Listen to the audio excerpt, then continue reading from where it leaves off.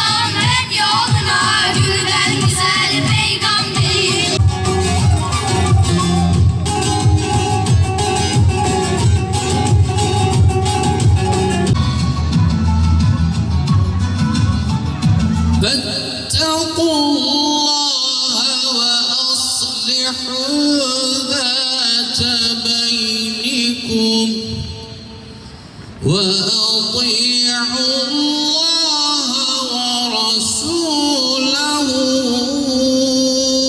إن كنتم مؤمنين وإذا تليت عليهم آياته الذين يقيمون الصلاة ومما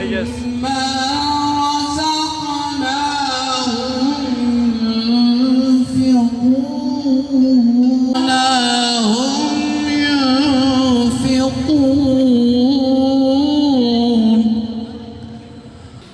Geleneksel olarak her sene yaptığımız gibi bu senede 6-10 yaş arasındaki kardeşlerimizi namaza alıştırmak, namazı sevdirmek, hayat boyu namazlarını idame etmeleri münasebetiyle bir etkinlik düzenledik.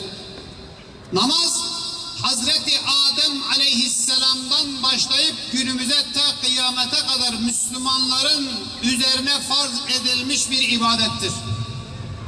İnsanlar var oldukça imanlarını ispat etmek için Allah'a secde etmişler veyahut da isyan etmişler. Namaz akidevi bir konudur. Sıradan bir ibadet değildir. Allah Nuh Aleyhisselam'a diyor ki, ey Nuh, kendin namaza devam et, ehlini de namaza davet et ve onlara namazı kıldır. Resul-i Ekrem Aleyhisselatü Vesselam kendisine vahiy geldiğinin sabahı, öğleden sonra ikindi vaktine doğru Cebrail Aleyhisselam nasıl abdest alacağını, namaz kılacağını kendisine öğretti.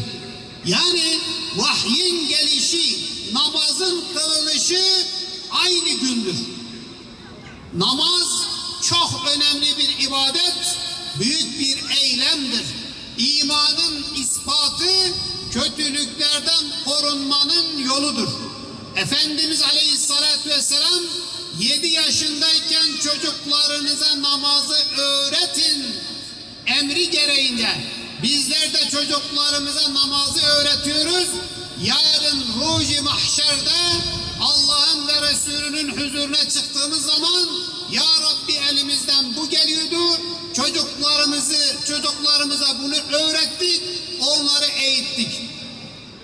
Bu münasebetle Peygamber Aleyhisselatü Vesselam namazlarına devam etti, daraldı.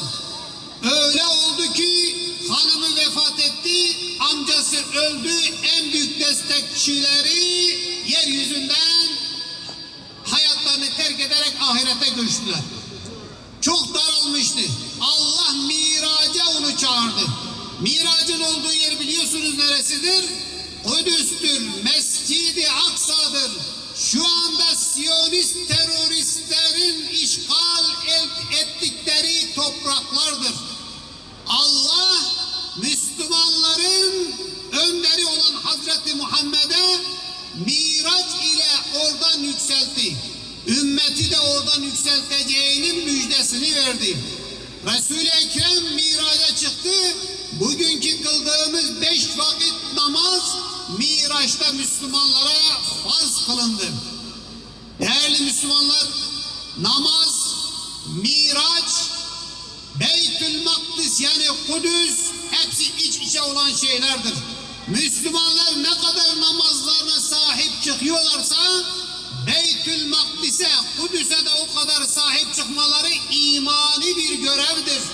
Biz hem namazımıza sahip çıkacağız, hem Beytül Makdis Kudüs'e sahip çıkacağız, hem Müslüman kardeşlerimizi sahipsiz, kimsesiz bırakmayacağız.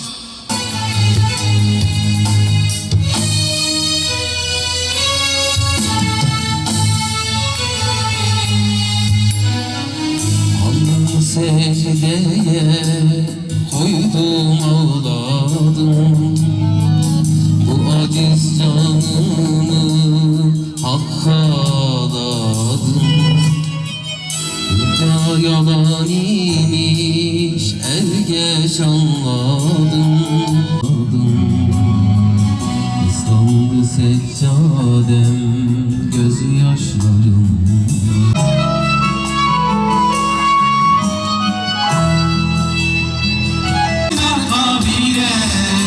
Belli ki zenginmiş dönmüş fakire. Bir yer var mı dedim Mekke'li kire. Medet yok dediler secdeden gayrı. Versen şerbetini elden içmeye. Ruhsat yok dediler secdeden gayrı. Versen şerbetini elden içmeye.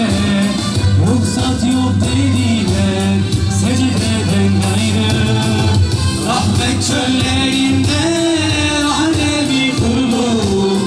Gözlerinde seller vakfeye durur. Allah'a hamdolsun ki bu güzel mekanda melekler gibi tertemiz olan siz küçük kardeşlerimle Rabbim beni buluşturdu. Allah'a sonsuz şükürler olsun. Şimdi genç kardeşlerim, sizlere çok önemli konulardan bahsedeceğim. Evrimizi yaratan kim? Allah! Bize bolca nimet veren kim? Allah! Bizi rızıklandıran kim? Allah! Evrenin sahibi kim? Allah! Cennetin sahibi kim? Allah! Demek ki her şeyin sahibi kimmiş? Tekbir! Onu bırakıp namaza durur isek bu çocuk da şu anlama gelir. Sabah namazını kıldığın zaman sen dahi namazı terk etme sakın. İster imanın ola bütün. Allah kulum derse Resul ümmetim. Öğle namazını kıldığın zaman. Ben Kudüs'üm. Allah'ın dokunulmaz kıldığı 3 hareminden biri. Yeryüzünün süslerinden bir süsüm. Kalbinde Mescid-i Aksa'yı taşıyan, sokaklarında peygamberlerin yürüdüğü ama hep öldürüldüğü şehir. Bir uykulardan, kör gecelerden, bir sabah gelecek kardan aydınlık. Sonra düğüm bilmecelerden, bir sabah gelecek kardan aydınlık. Hayat namazla güzel, namaz mümine özel. Hayat namazla güzel, namaz mümine özel. Haydi kardeş sen de gel, bu safta doğru güzel. Haydi kardeş sen de gel, bu safta doğru güzel. Birçok hastalığa engel olan bir namazım. Beni kılmayan kişi ailesini ve malını kaybetmiş gibi olur. Beni kaçıran kişi sanki hiçbir iş yapmamış gibi olur. Bunun için yorgun da olsanız güzelce abdestinizi alın ve beni kılın. Hz. Muhammed sallallahu aleyhi ve sellem benim için şöyle buyuruyor. İkindi namazını terk edenin ameli boşuna gider. Haydi arkadaşlar siz de ikindi namazını kılın, çocuklardan olun. قامت الصلاة قد قامت الصلاة Allahu Ekber, Allahu Ekber, La ilahe illallah. هذه الدعوة التامة والصلاة القائمة آت سيدنا محمدا الوسيلة والفضيلة والدرجة الرفيعة العالية إلهي وابعث مقاما محمودا الذي وعدته إنك لا تخلف الميعاد. الله أكبر. بسم الله الرحمن الرحيم. الحمد لله رب العالمين الرحمن الرحيم مالك يوم الدين إياك نعبد وإياك نستعين اهدنا الصراط المستقيم صراط الذين أنعمت عليهم غير المغضوب عليهم ولا الضالين آمين. الله أكبر. سبحان ربي العظيم سبحان ربي العظيم سبحان ربي العظيم. سمع الله لمن حمده. الله